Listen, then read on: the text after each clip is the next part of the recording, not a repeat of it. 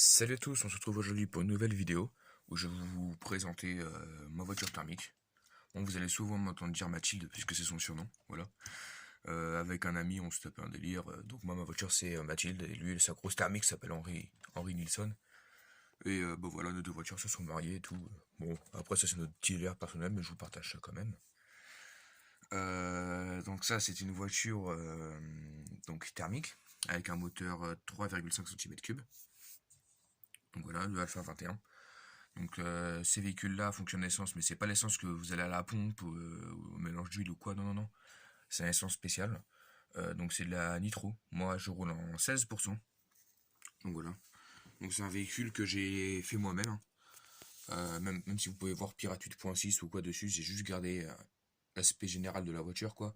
Mais tout dedans, toute la transmission ou quoi, c'est moi qui ai tout refait. C'est une voiture que j'ai achetée sur le bon coin pour à peine 200 balles. On était pas haut, donc j'ai changé le moteur, j'ai tout refait à ma façon dedans. J'ai changé le châssis, j'ai changé les, tout ce qui est transmission, je lui ai mis des barres anti-roulis, j'ai vraiment tout fait. J'ai même changé la télécommande. Donc j'ai opté pour la DX2E, la dernière qui vient de sortir. Parce qu'avant il y avait une autre DX2E, mais elle était pas ouf, il y avait des boutons qui avaient en moins ou quoi dessus. Donc voilà.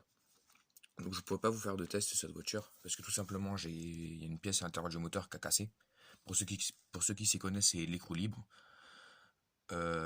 Donc là j'ai pas enlevé l'essence encore, faut que je le fasse.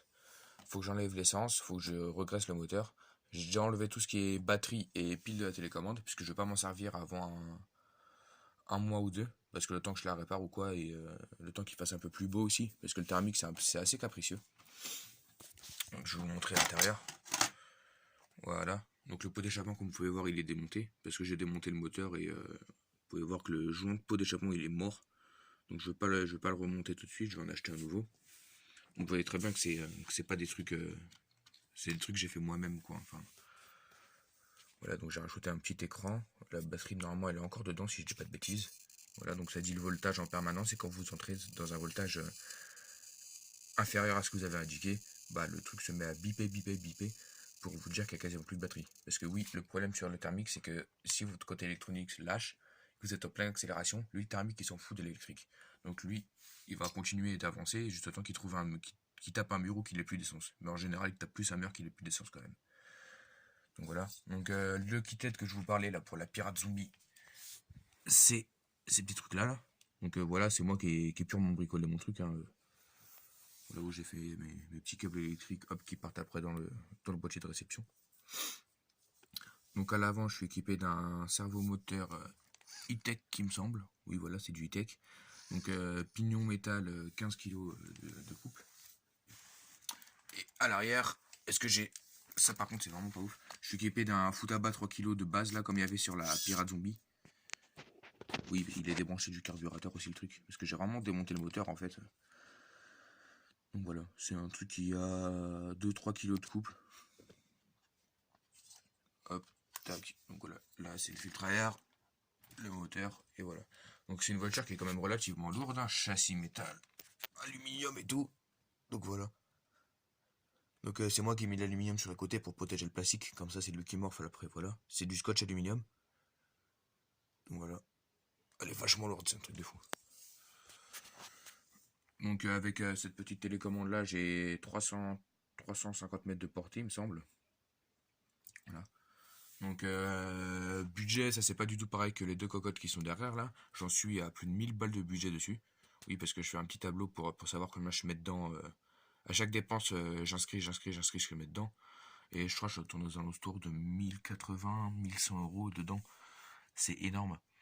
Et voilà. Donc il est considéré comme modèle semi-compétition. Donc je peux pas faire de la compétition avec, mais c'est pas un modèle loisir non plus. Donc je suis entre les deux. Donc c'est un très bon modèle, hein. Marque de chez Chimobi que pour la plupart doivent connaître, je pense. Je pense et j'espère même. Il a vu arriver ma voiture, il était dans un piteux état, et c'est grâce à lui que maintenant ma voiture elle est comme ça aujourd'hui. Qu'elle fonctionne nickel, enfin, mis à part l'écrou libre dedans là qui est pété, parce que regardez quand je tire la tirette, il n'y a pas de compression. J'ai beau faire ce que je veux, il n'y a pas de compression du tout. Vous voyez, donc c'est l'écrou libre dedans qui est mort, faut que je change. Mais bon, j'ai un peu la flemme là en ce moment, et même je vais faire ça après l'hiver. la mise au point, toi, s'il te plaît. Donc moi j'ai une cloche d'embrayage 16 dents. Donc pas beaucoup de reprises, mais vitesse de pointe accrue sur longue distance. Voilà. Donc il y a quand même pas mal de pièces aluminium, hein, on va pas se le cacher. De base tout était plastique, hein, je tiens à vous le préciser quand même. Voilà, donc il y a des petits protèges cardant la poussière derrière. Les barres anti-roulis, c'est ce que je vous disais là. C'est vachement pratique pour avoir une certaine stabilité dans la voiture quand elle tourne. Parce qu'avant, je me retournais tout le temps, c'était atroce. Là, j'ai mis un peu du scotch aluminium pour protéger un peu les plastiques des UV, des trucs comme ça. Vous allez me dire, ouais, mais il y a la coque dessus, mais je suis le genre de blédard qui roule souvent sur la coque. Voilà. Donc j'ai déjà eu pas mal de crash avec. C'est pour ça que vous pouvez voir que les deux amortisseurs à l'avant sont pas pareils. En fait, j'avais changé les deux amortisseurs. J'avais mis ceux-là là, parce que l'ancien propriétaire les avait pétés. Et en fait, il avait pété non, celui-là. Et donc, il m'a donné l'amortisseur qui était encore bon. Il me l'a donné. Et donc, encore heureux, parce que moi, en fait, dès que j'ai acheté mon moteur, je suis sorti du magasin. J'ai tapé une grosse plante avec ma voiture, problème à radio. Comme je vous disais, bah, elle a tapé à fond les gamelles dans un mur. Et toute cette partie-là du train avant s'est complètement arrachée en fait. Et bah, l'amortisseur notamment était complètement explosé. Donc j'ai repris celui qui m'avait donné le cerveau d'origine. Enfin l'amortisseur d'origine. Donc, vous pouvez voir vraiment que j'ai vraiment eu le choc. Il y a le pare-choc qui a cassé en deux et tout. Pour ça que j'ai mis un gros truc en aluminium ici aussi là. Les cales d'amortisseur, elle est vachement épaisse. Parce que ça avait cassé aussi. Enfin, même la transmission dedans, tout était pété. Donc j'ai profité pour mettre du Kyosho, cardan homocinétique.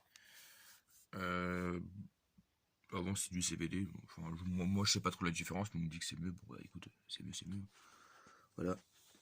Le choc carburateur. Avec le pointeau, le filtration, c'est tout. Voilà, je pense avoir terminé. Je vous ferai une vidéo test aussi quand elle sera réparée. À la prochaine.